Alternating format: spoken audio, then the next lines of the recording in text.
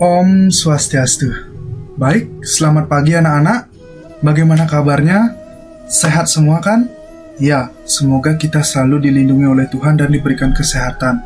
Nah, pada pagi hari ini kita akan belajar bersama-sama di mata pelajaran Agama Hindu dan Budi Pekerti.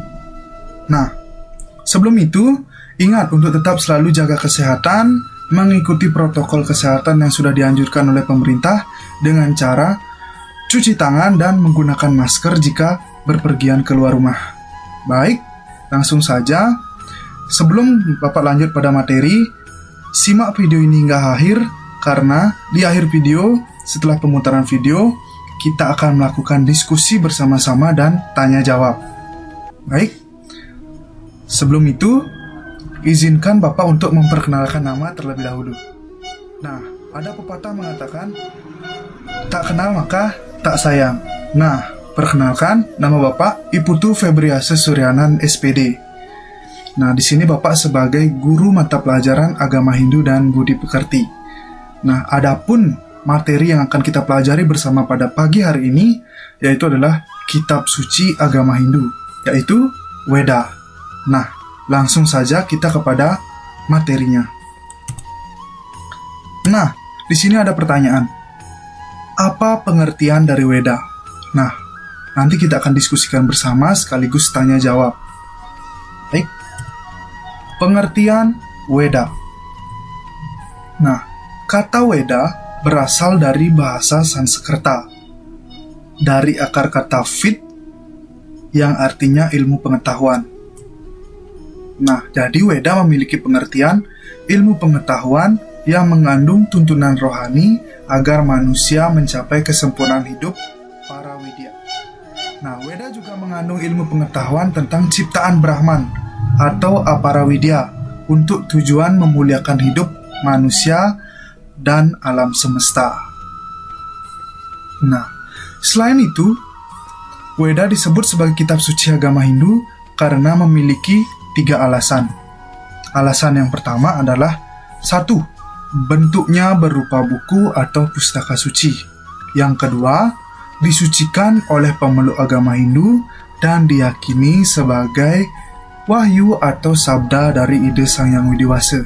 Dan yang ketiga, yang terakhir, dipakai sebagai pedoman dasar oleh umat Hindu dalam melaksanakan atau melakukan kegiatan di masyarakat. Nah, kurang lebih seperti itu alasan mengapa Weda disebut sebagai kitab suci agama Hindu dengan pengertian Weda. Baik, kita lanjut. Berikutnya, di dalam Weda terdapat yang namanya pokok-pokok ajaran. Nah, pokok-pokok ajaran yang semuanya bersumber dari sabda atau wahyu Tuhan, diantaranya mengandung 2 dasar atau 2 pokok. Yang pertama itu adalah 1. Tuntunan hidup manusia. Nah, yang kedua, ajaran yang relevan sepanjang zaman. Nah, jadi dari kedua pokok tersebutlah Weda dapat menjadi pedoman bagi umat manusia.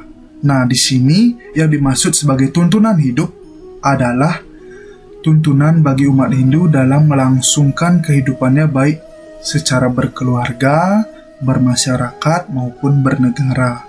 Nah, jadi Weda dapat dijadikan sebagai tuntunan hidup karena berlandaskan untuk berkeluarga, bermasyarakat, dan bernegara.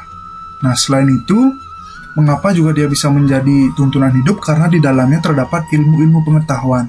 Nah, banyak sekali ilmu-ilmu pengetahuan yang dapat kita pelajari di Weda, yang diantaranya adalah ilmu kedokteran, ilmu perbintangan, ilmu perang, ilmu ekonomi, ilmu politik, dan masih banyak lagi ilmu-ilmu lain yang dapat kita pelajari di Weda atau kitab suci agama Hindu, yaitu berupa Weda.